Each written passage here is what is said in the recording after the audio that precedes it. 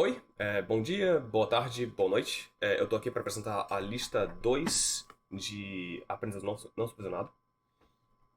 Essa lista é uma lista mais curta, então apesar de a gente ter 10 minutos para esse vídeo, talvez eu não acabe consumindo tudo.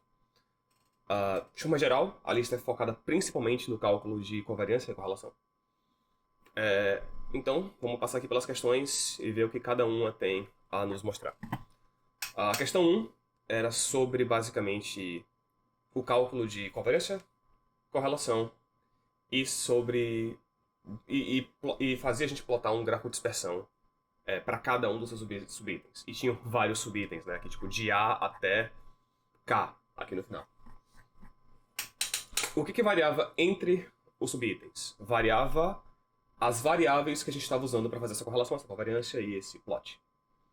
A gente usava variáveis W e Z, que eram diferentes para cada um, porém todas elas feitas em função das mesmas duas variáveis x e y calculadas aqui no início.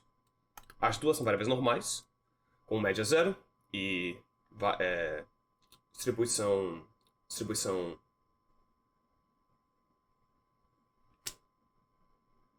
desvio padrão. E com um número de amostras de 5.000. Bom, passando por aqui então, a gente vai falar, ao invés de eu passar item por item, né, que a gente tem aqui vários, o que eu prefiro fazer é a gente passar sobre as operações que foram feitas para gerar essas variáveis. Tem três principais, a gente fez combinações de três operações principais. E falar sobre os efeitos de cada transformação, de cada operação no gráfico correspondente e nas medidas correspondentes.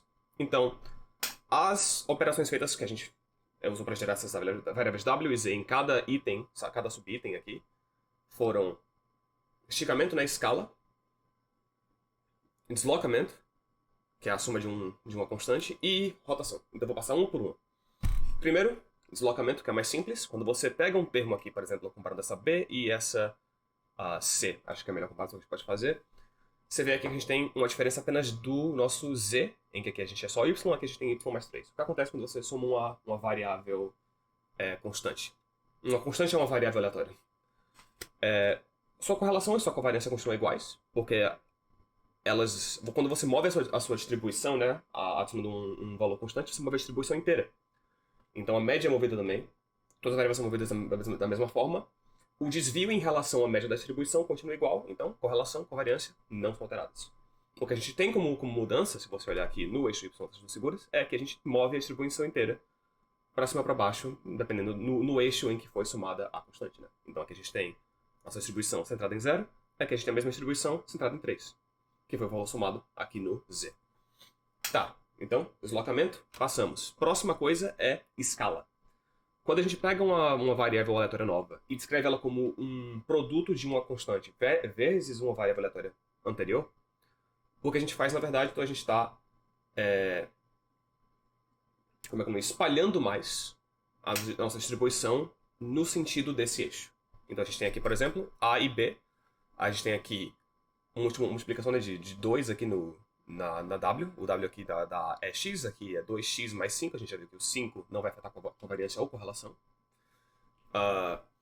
Então o que a gente tem aqui é que, ao invés de ter uma distribuição aqui que é de forma bem circular, a gente tem algo que parece mais uma elipse. Ela é mais esticada em um sentido, em um eixo, do que no outro. E isso vai afetar a nossa covariância, porque quando a gente pega a covariância, a gente está fazendo o quê? A gente está calculando a variação em relação à média e a gente está esticando a distribuição inteira nesse eixo, a gente vai aumentar as distâncias em relação à média. Porém, a gente não afeta a correlação. Porque quando a gente pega essas duas, digamos assim, esses dois eixos, né, Y e X, que estão em escalas diferentes devido a esse produto, a gente normaliza ambos pela variância, a gente acaba tendo a mesma correlação que a gente tinha originalmente. Então, um produto por um valor constante afeta a covariância, estica o nosso gráfico no eixo em que foi feito esse produto, mas não tem efeito sobre a correlação. E qual é a última operação que foi feita? Rotação. Então a gente tem aqui alguns exemplos de rotação aqui no final. Basicamente o que a gente fez, então, foi fazer um produto aqui de cosseno e seno nas variáveis. Eu não coloquei aqui uma dedução, mas basicamente isso aqui é o equivalente a gente multiplicar xy, um vetor de xy, cada coordenada, por uma matriz de transições de rotação. Então a gente tem um vetor xy, a gente multiplica ele por uma matriz de rotação no ângulo aqui dado, por exemplo, aqui 0. E o resultado é duas variáveis novas, né? X' e Y', ou WZ, que estão rotacionadas, cujos pontos estão rotacionados de acordo com o ângulo fornecido. Então, quando a gente passa aqui um ângulo 0, nada muda. Se a gente passa aqui π/4, que é em torno de 45 graus, você pode ver então que a gente pega essa distribuição. Se a gente imaginar uma linha aqui saindo de 0, né, nesse eixo X aqui, a gente está rotacionando um pouquinho para cá, é como se fosse um ângulo de 45 graus aqui. Quando a gente pega aqui para π/2, 90 graus, ela fica vertical. 75 graus, eu acho. Não, 90, 135 graus, a gente vai aumentar mais 45 graus no sentido oposto. Vem para cá. E aqui a gente só tem tipo somas aqui de constantes, então isso aqui não afeta nada em relação a essas outras. Tá. Então, a gente está rotacionando a distribuição. Legal. Qual é o efeito disso sobre as duas medidas que a gente está calculando? Covariância e correlação. Bom, tem um efeito. Isso é algo importante de se perceber. O que, na verdade, quando a gente faz uma covariância e correlação, a gente faz? A gente está vendo se, quando a gente aumenta uma variável, a gente está basicamente vendo a linearidade do aumento das duas variáveis, né? De certa forma, o que a gente quer saber é, quando eu aumento a variável x, a variável y também aumenta? Se isso for positivo, se isso for o caso, a gente tem uma covariância e uma correlação maiores para esse par de variáveis. Se quando quando uma aumenta, a outra diminui, é uma correlação inversa, mas também vai ser um valor maior. Quando a gente tinha algo, por exemplo, aqui, em que a gente tinha basicamente uma se mantendo mais ou menos constante, né, conforme a outra vai aumentando, no mesmo range aqui, né, de valores, a gente tem uma correlação bem baixa, né? 0.001, 0.011, 0.011 e 0.022 para covariância, né? Quando a gente chega aqui, a gente rotaciona essa distribuição em 45 graus, a situação agora mudou. A gente tem agora um aumento em x com um aumento correspondente em y. O que isso causa? Isso faz com que a gente tenha, então, agora um aumento na nossa covariância e um aumento na nossa correlação. Simplesmente fazer isso já nos traz aqui uma mudança perceptível na métrica calculada. E a gente pode ver aqui, então, que até aqui, só para reforçar o que foi dito mais cedo, que aqui a covariância em torno do dobro da correlação faz sentido porque estamos multiplicando só o valor x aqui por 2. O resto continua igual. Então, para reprisar. Deslocamento não muda nossa correlação ou covariância. Escala muda a covariância, mas não a correlação. Rotação muda os dois. Ok, eu acabei gastando bastante tempo nisso, então vamos para baixo um pouco mais rápido. Não tem muita coisa aqui também, não. Essa questão aqui a gente tinha que plotar, na verdade, o nosso plot aqui de relevo, né, plot de contorno aqui dessa distribuição bivariada, com 10.000 amostras, e o plot 3D. Então é uma distribuição bivariada com 100.000 amostras, desculpa. Ela tem uma matriz de covariância que foi nos fornecida, né? Então a gente tem variância 4 aqui para x, variância 1 para y, covariância 1.8. E beleza, então com isso aqui a gente plota esse carinha aqui.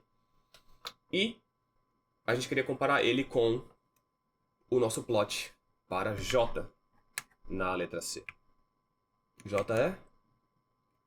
está aqui embaixo.